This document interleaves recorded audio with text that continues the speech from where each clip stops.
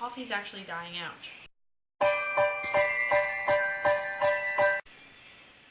Stop.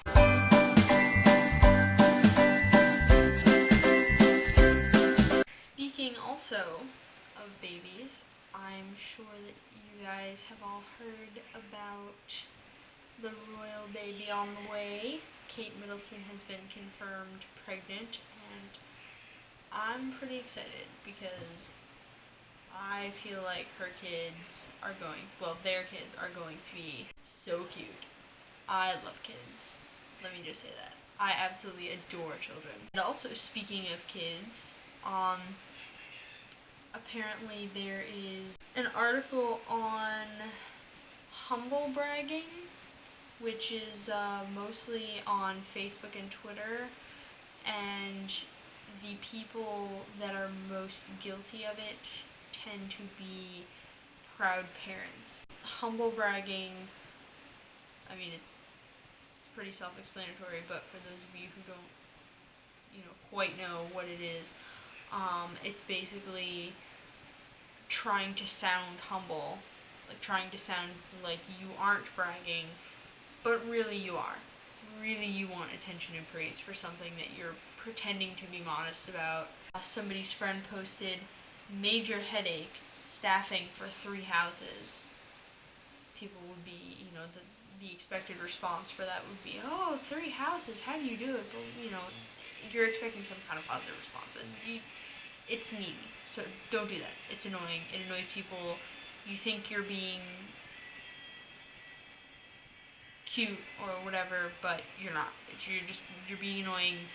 Chances are, if you've done it once, you've done it 100 times, and even though nobody may have mentioned it to you, it's really annoying. Don't do it. Just stop. Just stop.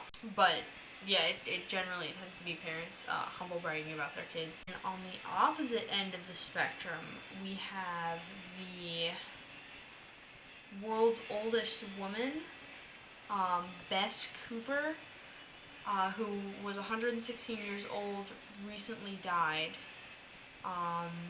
So that's sad, but she was recognized by the Guinness Book of World Records as the world's oldest woman. We also just learned in biology that, this news is a little bit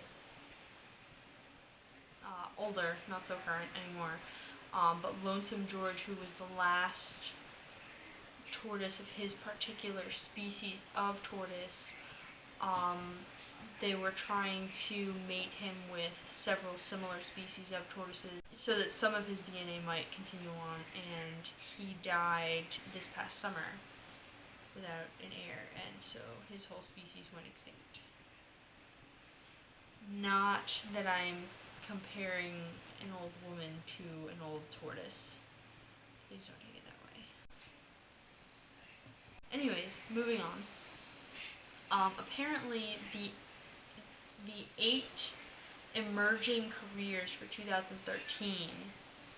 So, for those of you who are trying to pick a major in college, or are unhappy with the major that you're in, or are just looking to get into a new career or whatever, the 8 emerging careers here, according to the Occupational Information Network, through the U.S. Department of Labor. They are, in no particular order, precision agriculture technician. You work with farmers and agriculturalists. Mechatronics engineer, which basically looks like they work with industrial robots. Energy broker, who facilitate the sale of energy. Logistics analyst. They analyze logistics. No. They analyze product delivery or supply chain processes. Biostatistician, if that's how you pronounce that. They look for patterns of disease emergence and persistence. So imagine that they are on the lookout for the impending zombie virus. Cytogenetic technologist. They look for indicators of genetic abnormalities in fetuses and are studying genetic signatures of cancers. Ergonomists create products and procedures to lessen physical strain and injury, which that's good. Try to keep us safe. And environmental economists, I never know how that's pronounced. These professionals help protect the environment by determining the economic impact of policies. Renewable energy resources. Protect the environment, renewable energy resources. Yeah, all of these jobs sound like they have to do with biology in some way or another. So if you are looking for a career in biology, it seems to me you're pretty much set. Or robots. Biology or robots. If not, you're going to be home. And apparently you will need that extra booming career income. The price of coffee is set to double in 2013. That's terrifying because I drink a lot of coffee every day. I have a severe caffeine addiction. In case you couldn't tell from my past videos, last year I still drink coffee every morning, at least 1 cup, or I get a splitting migraine because coffee is actually dying out because of global warming. So talk about whether or not you believe it's true all you want. The fact of the matter is, coffee dying is no joke. That is not something to be taken lightly.